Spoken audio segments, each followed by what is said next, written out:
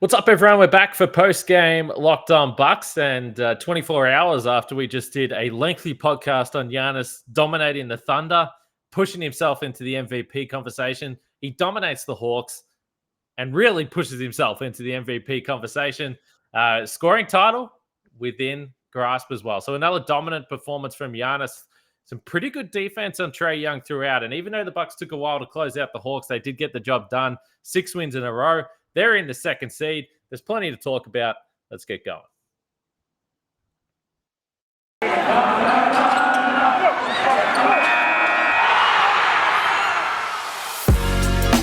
You are Locked On Bucks, your daily Milwaukee Bucks podcast, part of the Locked On Podcast Network, your team every day. Welcome to Locked On Bucks. I'm your host, Kane Pittman. You can see and hear me on this show Monday to Friday, and also find my work over at ESPN. Joining me, longtime voice of the podcast, founder of brewhoop.com. I said that around the wrong way.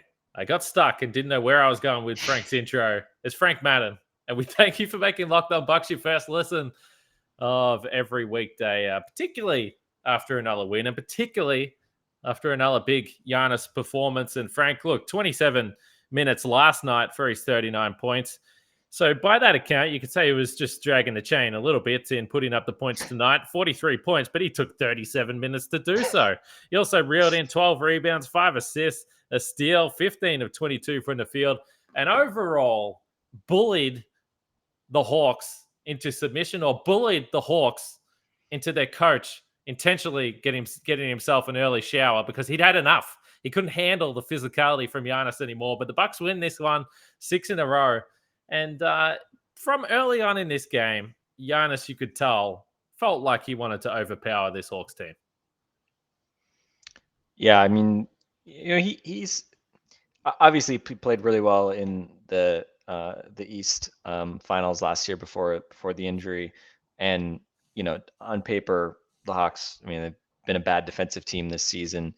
They're always trying to kind of patch over the fact that they have Trae Young out on the floor and the limitations that he brings. But Giannis hasn't had the best performances here in the regular season against the Hawks in the Atlanta games.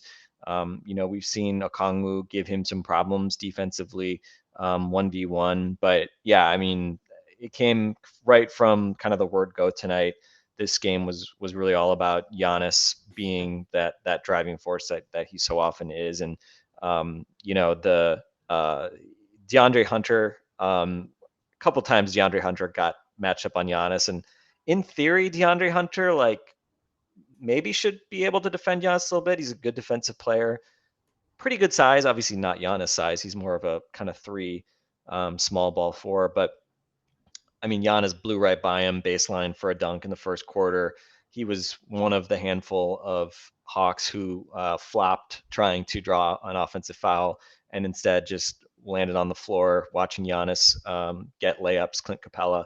I don't know how many times Clint Capella went down trying to draw a charge tonight unsuccessfully, but yeah, this was just another masterclass performance from Giannis, and 82 points in 24 hours. He's just, again, kind of playing on a different level. Another, not quite a buzzer beater technically on that 3 to end the first quarter, but for a guy who has generally never been able to hit threes that are more than right behind the 3-point line, to do it twice in as many nights, beating the halftime buzzer last night, and then tonight I think there was technically a 0.5 on the seconds on the clock, but hits that 3 to end the first quarter, punctuating a 17-point performance. They just had a really rough time with him, and I thought the Bucks, they ran a nice slip screen action for him. I think it was the first possession.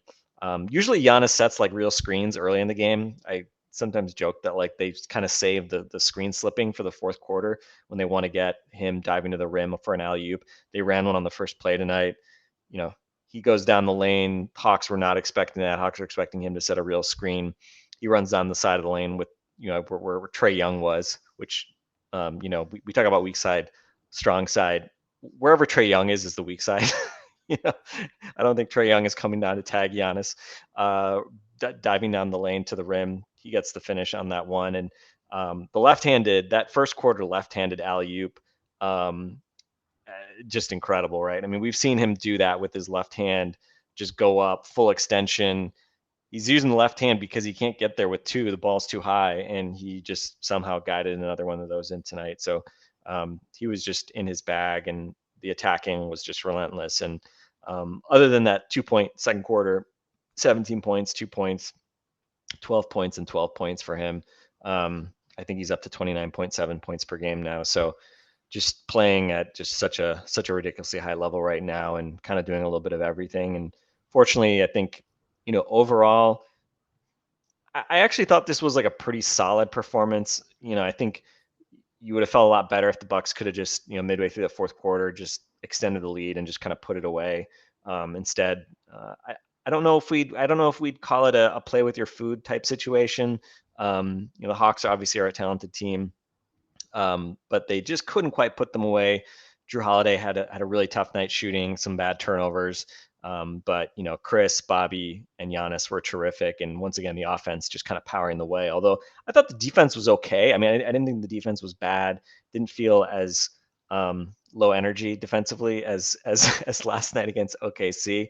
I thought, especially in that first half, they threw Trae a lot of different looks, and really he was not playing with pace in the pick and roll, and they really kind of made him think a lot in the first half, which I think was a big part of them getting out to that big lead, him having that slow start. So again, not an overwhelming 20-point win or anything like that, but a game that I think the Bucks kind of always had in control, and whenever they needed to make a play, needed to get a good shot, they did, and they hit shots. They made them when they needed to, and another win to add to the 5 they had coming into this one, and now they go on a road trip, hoping to continue this positive momentum.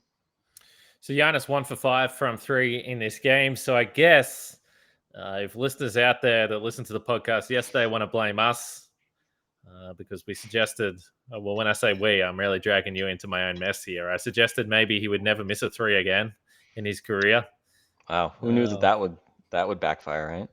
I know, absolutely. But as you pointed to with the record, yeah, they are actually up into second now, overtaking Philadelphia. They played a couple more games there, so we'll see how that shakes out, particularly with this road trip coming up here. The defense was interesting in this, though, because just watching this game and seeing the way Trae Young was reacting to the way the defense was impacting him, particularly in the first half, as you said, sort of reminded me of the postseason a little bit. But first, we're going to talk about our new sponsor and new friends, our next partner of the podcast, Athletic Greens. Now, you guys know I try to be at least a little bit healthy. I try my best, but Athletic Greens makes it pretty easy. So you might be asking, what is this stuff? Well, with one delicious scoop of Athletic Greens, you're absorbing 75 high-quality vitamins, minerals, whole food source, superfoods, probiotics, and adaptogens to help start your day right. This special blend of ingredients supports your gut health, your nervous system, your immune system, your energy, recovery, focus, and aging.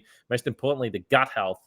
All those things there's no doubt about that. It also supports better sleep quality. Now, I'm not the best sleeper, so this just comes in very handy for me. It supports mental clarity, which some people listening to this podcast would suggest I could use some help with as well, and alertness. It's one of the best things. Athletic Greens uses the best of the best products based on the latest science with constant product iterations and third-party testing, and it only costs you less than $3 a day. You're investing in your health, and it's cheaper than that cold brew habit that you guys have over there. So to make it easy, Athletic Greens is going to give you a free 1-year supply of immune-supporting vitamin D and 5 free travel packs with your first purchase. All you have to do is visit athleticgreens.com/NBA network. Again, that is athleticgreens.com/NBA network to take ownership over your health and pick up the ultimate daily nutritional insurance.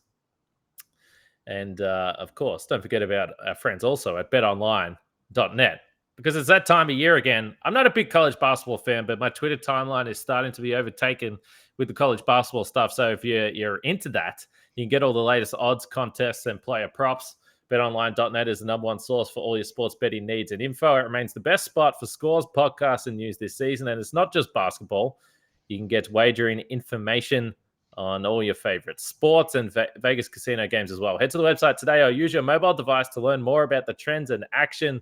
That's BetOnline, where the game starts. Now, also don't forget about the Locked On Now podcast. I'll be on there today talking about Giannis, 43 points. So check it out, the Locked On Now podcast, and find out what else was going on around the rest of the NBA. But on the defense, on Trae Young in particular, so at the end of the night, you look at it and you say, okay, well, Trae Young had 27 points and 11 assists. He was 8 for 15 from the field. So, well, he might have had a pretty good night. But I thought in the first half in particular, all the touches that Trae Young was getting were coming at around 12 seconds to go in the shot clock, 13 seconds to go in the shot clock. And he whether it was Javon Carter or whether it was Jrue Holiday, the physicality of those two guys. And there was a halftime interview, and Javon Carter was like, well, I'm just doing what I do, which I thought was a pretty badass response from him. But overall, it made me think about the Bucks and in the postseason and why their defense can be successful and why it was successful, because you saw Trae Young wasn't happy about this. He was constantly talking to the officials about the little touchy stuff that perhaps he sometimes gets called, perhaps sometimes gets called in the regular season that won't be called in the postseason. And it did just make me a little bit excited thinking ahead to Jrue Holiday's defense in the postseason, the way Giannis flies around defensively, maybe Brook Lopez, we don't know. We got some good update again today. But overall, this is a very mature and physical team. They like to play physical. And in the postseason, I think that bodes well. Tonight, they weren't calling a lot of those touchy things on Trae Young, but there's no doubt you can't really stop Trae Young, particularly when he gets downhill. He's so crafty around those screens. And in the end, in the third quarter, he was able to get loose a little bit, particularly with some of those lob plays. But the physicality, he doesn't like it. And with the Jrue Holiday and Javon Carter, we'll see how much he plays in the postseason. But those guys, if you're getting 48 minutes of guard defense across those two, it's going to be pretty difficult for the opposition. And they've played together a little bit. And I wonder if them playing together a little bit allows Jrue Holiday to play bigger. We know he can play bigger, and we're spoken about different defensive matchups and how they can work lineups. Maybe that helps. And who knows about George Hill, what he's doing. We haven't heard from him for a long time. But I just thought they made life really difficult for Trae, particularly in the first half. Yeah, I think Javon Carter has proven a really nice addition, and very timely addition with George being out. Look, I think it's important they get George back. I mean, I think he might still be like is he still the league leader in like maybe in net rating swing or something? I mean, yeah, the Bucks have been awesome when George Hill has been on the court, much worse when he's been off it. Obviously, they've been playing well of late, which is a good sign. But I think having Javon Carter, as much as my guy Lindell Wigginton, as much as I when could he have possibly twisted his ankle, by the way? The poor fella played 3 minutes last night and missed tonight with an ankle sprain. I mean, Lindell Wigginton goes hard on and off the court, my friend. There's no rest days for Lindell Wigginton. Yes. Yeah, I think Carter's been just a really nice addition. Think about the fact that you get him off the street, coming from the Nets, and to get a guy that can slot in right away and be just a annoying kind of defensive pressure guy, force teams to just take a little bit longer to get into their offense, a little bit harder to get across half court, a little harder to get into your pick and rolls. He's not big enough, obviously, to really bother guys when he's kind of like, once you've kind of turned the corner on him a little bit, then, he's too small to really do a whole lot. But, again, for where this team is right now, just having a guy that can kind of capably pressure the ball defensively, and then his 3-point shooting, right? I mean, I think he came into the game like 9 of 17 or something like that. I mean, he's basically been shooting 50% on threes since he came to the Bucks. I mean, for a guy who pretty much just spots ups and hits threes on offense, obviously that's a really encouraging sign. Not something we're expecting for him to do the rest of the year, but has obviously been timely and a key piece here as a guy that kind of comes in off the bench. And I mean, we saw at various points, right? Like they're trying to run pick and roll. If they try to run small stuff, if Javon's out there a fair bit with Jrue, he's not just subbing in for Jrue, but when he's out there with Jrue, and then we see it with Wes Matthews as well. I mean, it's just hard for Trae to kind of hunt, good mismatches when you've got, guys like that are on the floor and that, again, are going to play with pretty good, overall, I'd say pretty good discipline they're going to play physically. We saw Carter got a number of kind of touch fouls. And, I mean, Trae still has like the softest whistle in the league. I mean, like that, like the and one that, and like it didn't matter, but the and one with like 28 seconds left, like he got like a layup, and I still have no idea like what. I think it was on call was on West or something. It's just, I mean, some of these foul calls on him are just so soft, and it's just, small guy charity, which, we have the opposite issue with Giannis. But yeah, I thought they did really well, and I think a big part of I mean, the Bucks took this game by the horns in the first quarter, and a big part of that was Trae just seemed indecisive with the ball, and I thought he just was not playing with pace and pick and roll. I mean, I think when he's going quickly, again, he's a guy that can kind of put the defender in jail and kind of box him out and sort of slowly attack and probe and do that kind of stuff. But I thought he was doing that early, and it kind of played in the Bucks' hands, and he was just sort of indecisive and kind of just had a hard time making the right reads. And I thought right away in the third quarter, he came out and was much more direct, really attacking the rim, was able to throw a couple lobs and get the Hawks back in their offense a little bit better. And of course, Bucks, as usual, still have their crappy third quarter, relatively speaking, outscored by 7, which is very bad.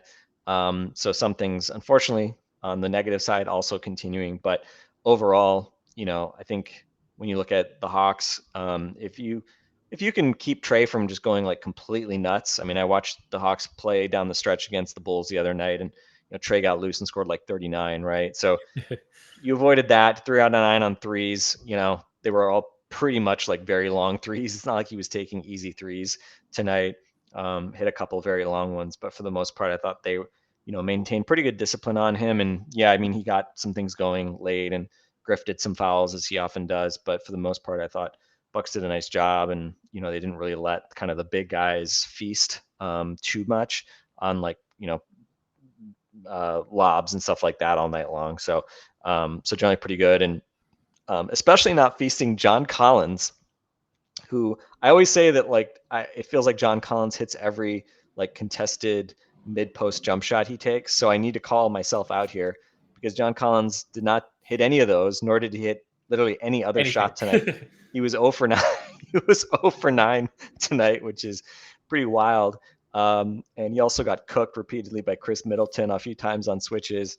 It was a pretty rough night for John Collins. But again, Hawks have been kind of a weird, one of the most disappointing teams, I would say, for sure this year. A team that obviously had really high expectations after the run to the East Finals last year. I think we were joking at the DM that Trae had made some comments earlier this year about. I mean, come on, Frank. They had a long run last year. They're struggling for motivation. Let's cut these guys a break. Yeah, no team has shifted from like young, hungry, trying to fight for the playoffs to like we're over it and we can't motivate ourselves for the regular season as quickly as the Hawks apparently. And they're in a pretty precarious spot. Obviously they beat the Bucks the previous couple times we saw them, including when they snapped that extremely long home losing streak, which I still don't understand how they could have lost every home game for whatever it was 2 months. But they're in the 10 spot now. They'd have to play. I mean, again, the 7, 8, 9, 10 are the Raptors, Nets, Hornets, and Hawks. And the Raptors have been struggling with Fred VanVleet injured, but with Fred VanVleet healthy, and obviously the Brooklyn Nets with a healthy KD and Kyrie, man, the Hornets have been struggling as well. But I mean, the Hawks are staring down the barrel of not making the playoffs at all. And I mean, they're only a game up on the Wizards, who are in 11th, and feels like the Wizards shouldn't be anywhere close to a play-in spot. So just a weird year for the Hawks. And again, just I think underscoring how hard it is for young teams and how often the evolution of a young team growing up, building, getting better, it just isn't linear, right? I think that we went through this in Milwaukee in the 2014-15 season when they come back from that horrendous year before go from 15 wins to 41, and then everyone expects the next year that you're just going to make the next big progression following that, and it didn't happen, right? Basically took until Mike Budenholzer showed up a few years later for the Bucks to kind of make that next big leap. And Obviously, the Hawks, I think, are just kind of going through that reality check this year. But too bad, so sad. Sorry, Hawks. Uh, we're obviously concerned about this. Looking at this from the Bucks angle, and I think tonight we've been spoiled of late with Jrue, Chris, and Giannis just kind of seemingly every night going off and putting up huge numbers tonight. Chris was again very good, 23 points on 17 shots, 8 assists, 1 turnover, and just super timely. I thought Chris just every time the Bucks needed a bucket or Giannis wasn't on the floor, I thought Chris really responded well, and his driving game I thought was really good tonight. Jrue, much more uneven night, but thankfully he did hit that 3 out of a timeout midway through the fourth quarter off a really nice design play that kind of I think extended the lead from 6 to 9 again. But again, I think the nice part about this Bobby Portis season is it feels like if one of Chris or Jrue is not performing at a high level, Bobby Portis will pop up. And, again, tonight, 23 points, 15 rebounds, a couple blocks, including a pretty big one. I think it was he got it on Bogdanovich on a drive. So again, I mean, we've toyed with the idea of, should the Bucks consider starting like Serge as preparation for when Brooke comes back and things like that. I mean, Bobby Portis has been really good, and Giannis and the starting lineup has been very good with him, and he just deserves a ton of credit. And I think we'd all say like we don't begrudge Bobby any of these opportunities to start. He's earned it, and we'll see kind of what happens here. Hopefully we see Brook Lopez back sooner rather than later, and what happens in the playoffs. But he just continues to really earn all these minutes, no matter who else might be available for the Bucks. No, he absolutely has. And now that we've seen those videos with Brook Lopez again that I mentioned, and Bud said pregame that he's been getting through 5-on-5 really encouragingly. The Herd have been helping out with that. And Bud just took a little shot at Maine, by the way. He's like, we're really fortunate that the Herd didn't have to go down to Maine or something like that. And I was like, well, I wonder why that was the first G League team they came to. So, but anyway, we understand the Bucks. It's been very fortunate that they had Bobby Portis on the roster this year. Clearly, there was massive savings on the contract that Bobby Portis has. But if you're into massive savings, particularly when it comes to your automobile, then you should check out our friends at rockauto.com, because you can save time and money when using Rock Auto. Why would you choose to spend 30%, 50%, even 100% more for the same parts from a chain store or car dealership? You can get a Honda Odyssey fuel pump for $353, or it is $353 at a chain store, I should say. $216 at Rock Auto. Rock Auto is a family business serving do-it-yourselfers for over 20 years. They've got everything you could need, from brake parts, tail lamps, motor oil, and even new carpet. Go explore their easy-to-use website today and find a solution for your auto parts needs. And when you do go to the website, rockauto.com, and check out all the parts available for your truck, just write Locked On in there. How did you hear about us box, so they know we sent you. Amazing selection, reliably low prices, all the parts your car will ever need. rockauto.com. But one point on the kind of tying out the savings. Oh, okay, sorry. Savings as well. I think two of the 4 quarters ended with Trae Young having the ball and not being able to get a shot off. Yes. I can't remember. I think it must have been the second quarter and the third quarter, because Giannis hit the shot at the end of the first quarter. But especially end of that third quarter, the game had gotten much tighter than, the game was within 7 at that point. The Hawks had the ball, and I think it was Jrue that kind of poked it away. Trae had to go all the way back to almost half court, and Jrue was then right there, defending him as soon as he picks it up. And, he could have thrown like a Hail Mary, but I think Trae was a little concerned about his 3-point percentage to even try a shot at that point.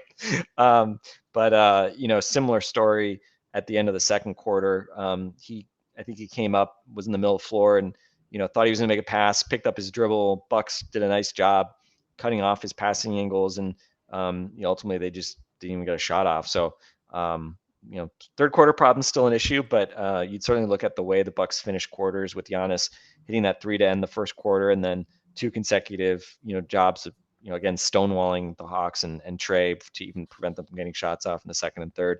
That was important. And again, especially in that third quarter, they played well for most of that third quarter. They were fine, and then really kind of started to bleed points at the end of it.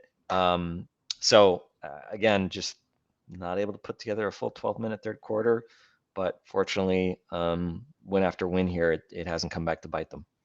And you mentioned Wes Matthews, and I think if I remember correctly, at the end of the second quarter, Wes Matthews was the guy that was sort of right up in Trae Young when he just held onto the ball. I think in the third quarter, he thought that one of the bumps from Jrue, he was going to get a foul as well, which comes back to the point you were making earlier. But Wes Matthews played 20 minutes tonight. Now, he only played 5 last night, and we spoke a lot about looking after guys and who would play big minutes, and really no one played big minutes last night in Oklahoma City. But Jordan Nwora was kind of the sacrificial minute eater in Oklahoma City. He played 39 minutes, I think it was, against the Thunder, and then with I did not realize that. Yeah, and then back with tonight, then you play Atlanta, a team that he probably doesn't want anything to do with Jordan Nwora in those switches that the Hawks were trying to set up. He's like, okay, we're going to West in this matchup, and obviously Javon Carter played big minutes, and Jordan Nwora back to 13. But he had that moment against was it Phoenix or whatever game he played during the stretch. But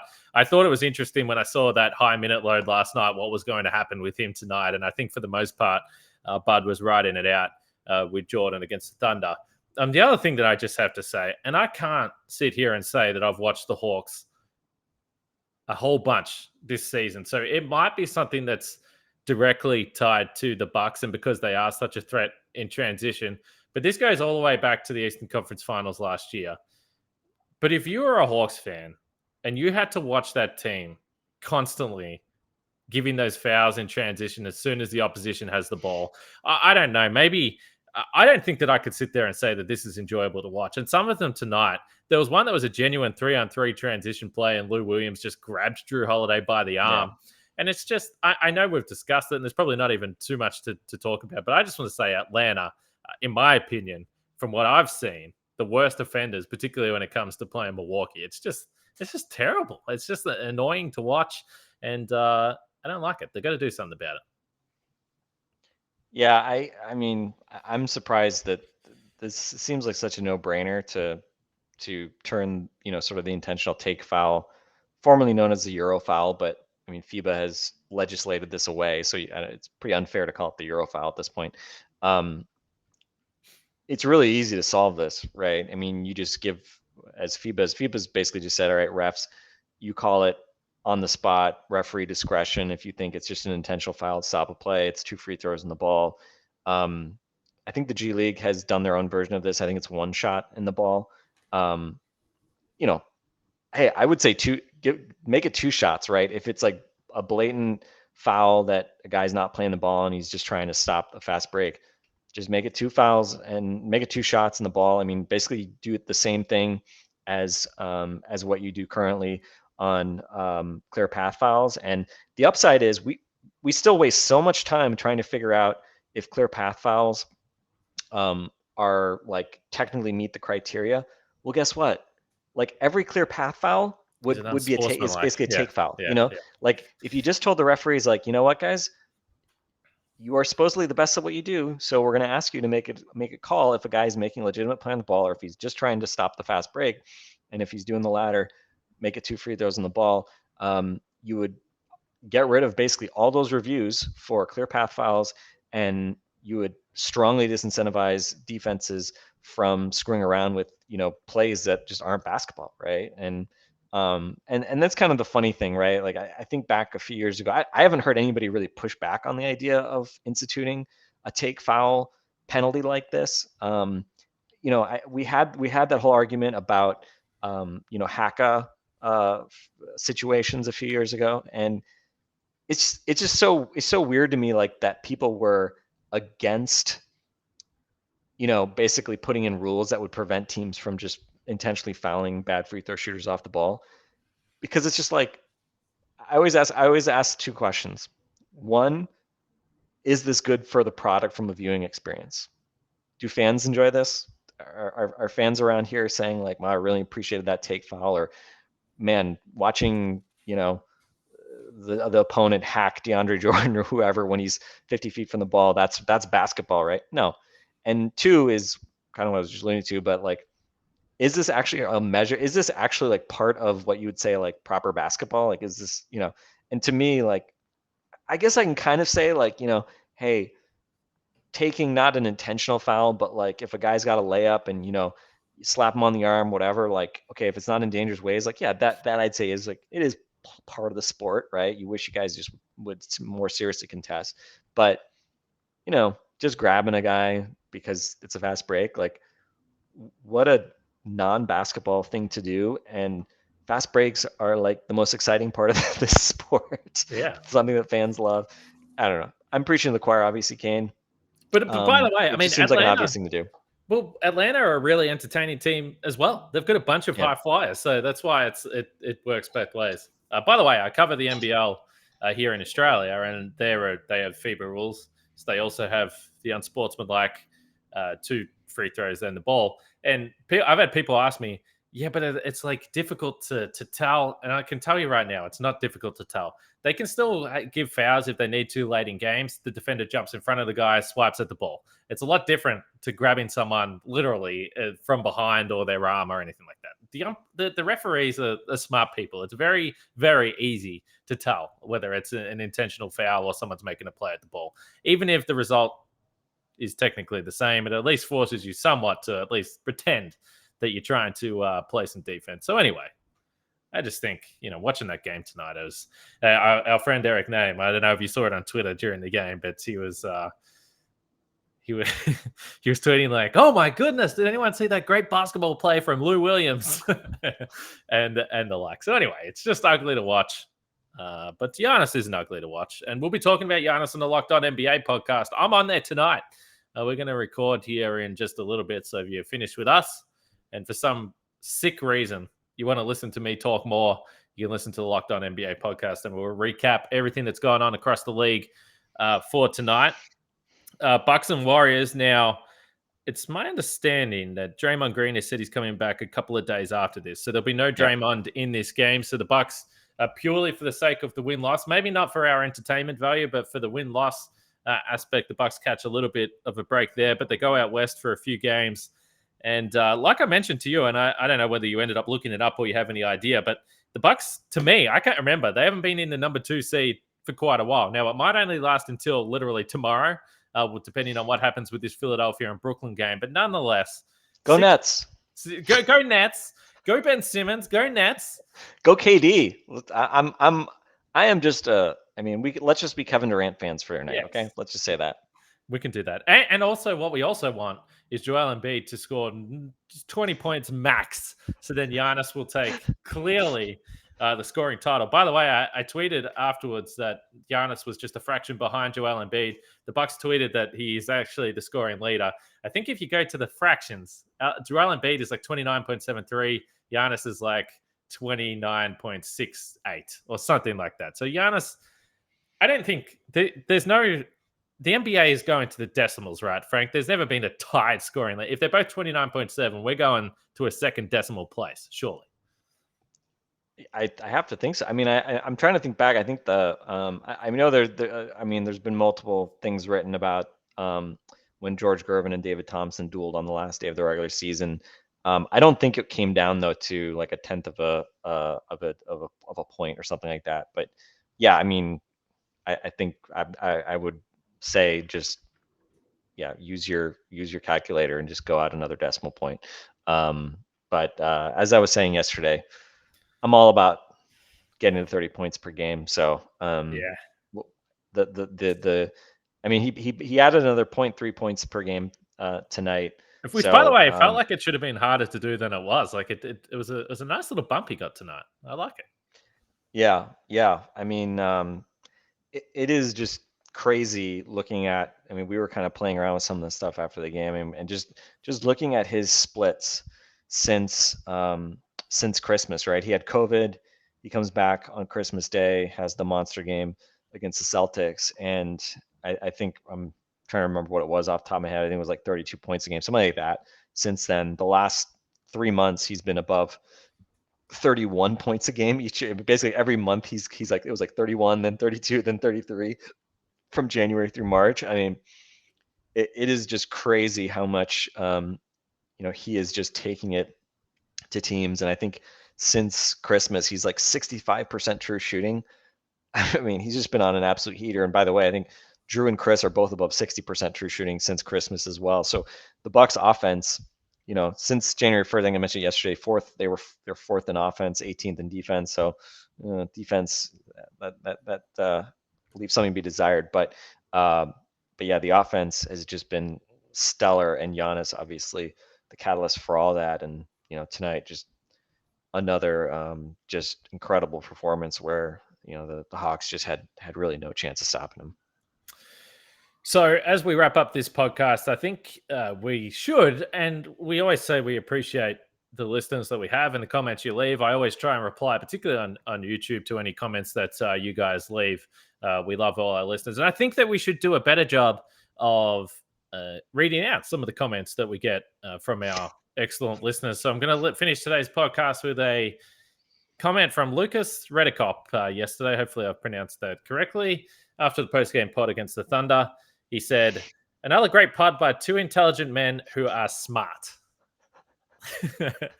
So, I mean, you were fishing for that. You fished for that comment by when you were talking about how people don't think we're smart and trying to get some credit. So Lucas delivering. Thank you, Lucas. We appreciate you. I don't know. You getting a little bit of a big head, Kane, over this. I don't know if that was the best thing for us, but we appreciate Lucas doing what he can. Lucas, a wise man, and like all our listeners, very attentive to the content. So we appreciate it. I will be back tomorrow. I did this last time. I haven't reached out to Camille yet, but I haven't caught up with Camille this week. So Camille, as you're listening to this podcast, this is a formal request. If you would like to podcast tomorrow, I would love nothing more than to hang out with you tomorrow evening in the lead up to Bucks and Warriors. So we'll be able to talk plenty about that game. And we'll probably have some reaction from Brooklyn, Philadelphia as well. So there might be some fun to be had on tomorrow night's podcast. So make sure you join us there on YouTube or wherever it is. We appreciate it. But for now, for Frank, myself, take it easy.